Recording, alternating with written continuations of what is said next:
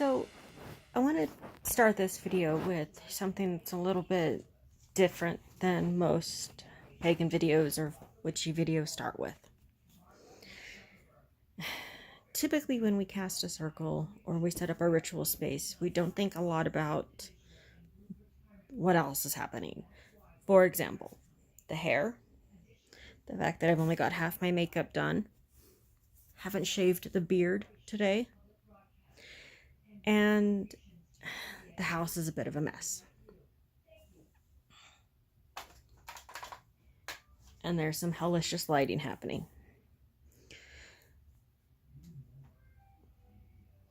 When a witch is doing sacred stuff, we need to think about that as well.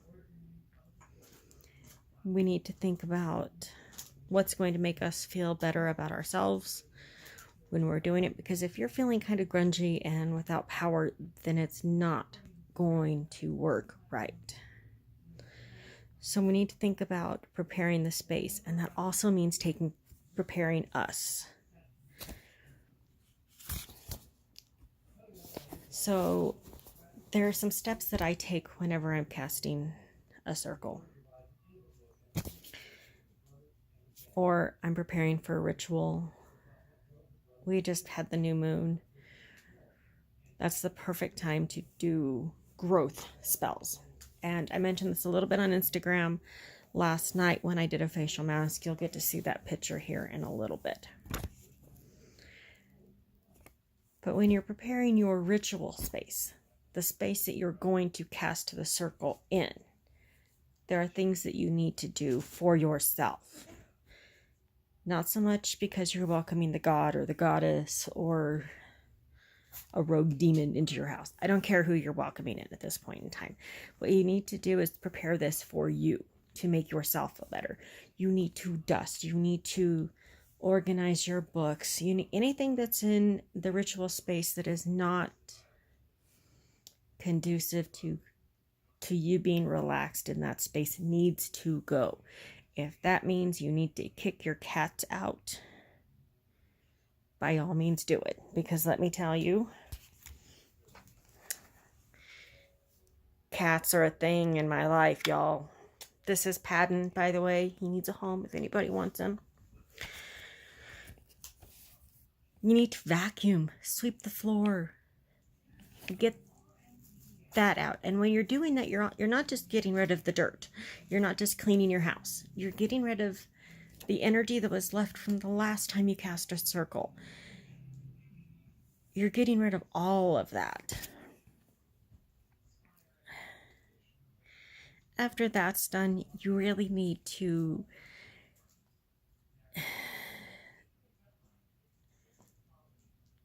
use some sort of sage, incense, something, and just clear the energy in the house. This is huge. We don't talk about it an awful lot because you usually use sage to cast a circle, some sort of smoke because you're invoking fire. But you need to do this beforehand, before you're even ready to do this. You need to start there.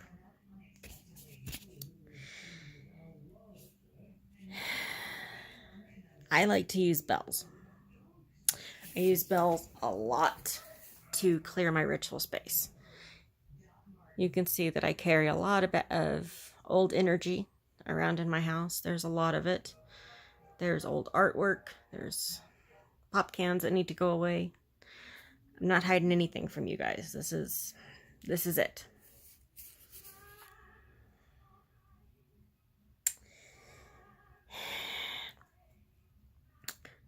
Smells that annoy you need to go away. If you're smelling last night's supper, you need to get some Febreze out and get rid of that, because that's not going to make a conducive space to practice whatever you need to do. Whatever ritual you're looking to do, whatever spell you're looking to cast. Now I'm going to do a little pause here because this is only ideal situations. If you have an emergency that's happening right now, do the spell. Do it. If you, for yourself, if you need to cast a spell so your energy is better, do it. Do it right now. Don't wait for the perfect time, the perfect moon, the perfect cloud arrangement. Do it. Just do it. This is purely the ideal situation. When you're setting up your ritual space itself,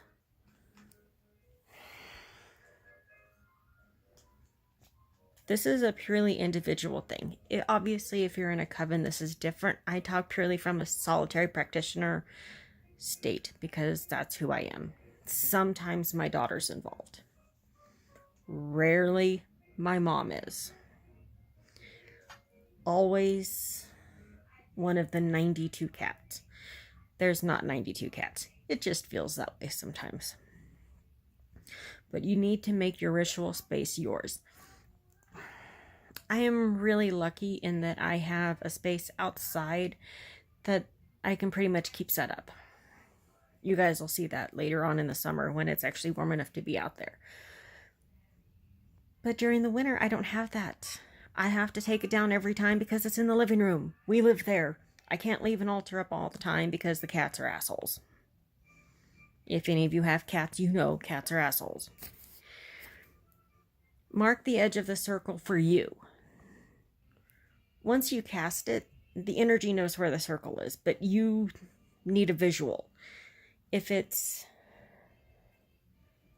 a circle rug that you use, that you know the edge of that is the end of it. If you want to put salt around it, just remember that you have to clean it up. So salt is kind of like the glitter of witchcraft. Once you use it, it just stays there and never goes away.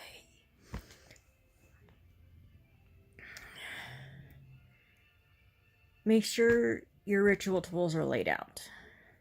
There's nothing worse than being halfway through a ritual and being like, oh crap, I need my cauldron. I need something to put this burning thing in. Make sure you've got that stuff. Make a list if that's what helps. I'm talking purely to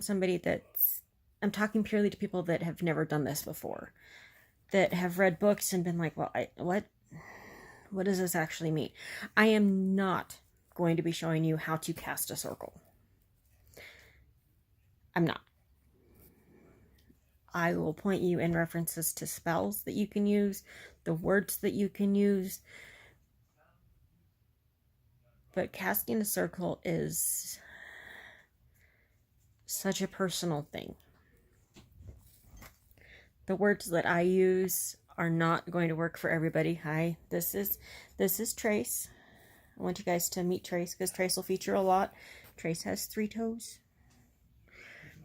But Trace is kind of a special cat. Anyway. Yeah. And wants her attention. Come on, baby. Yeah, I know. We're talking about witchcraft, so Trace wants to be involved. Hi, baby. Trace understands this because she's been with me through a couple of them now. But it's such an individual thing when you're casting a spell. It's purely, casting a circle. It is such a personal thing. Hands down, it's because this is the space that you need it to be in. This is where you need it to be. These are the words you need to use for yourself. I don't invoke any god or goddess. Whichever one wants to show up, that's the one obviously I need to work with. I tend to follow the Norse pantheon more than just about any of the others. So you'll hear me talk about those quite a bit.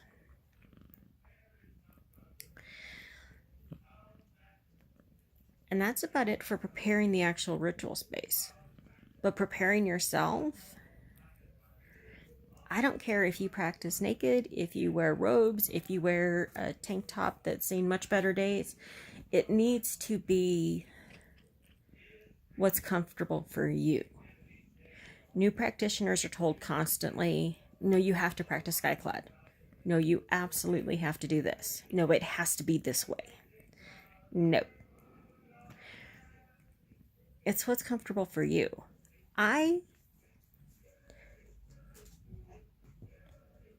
Naked isn't my thing. I don't do naked. If I could shower clothed, I probably would.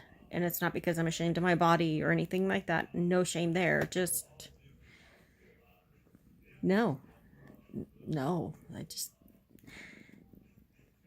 No. It's just not something I am comfortable with. I'm going to stop the video here.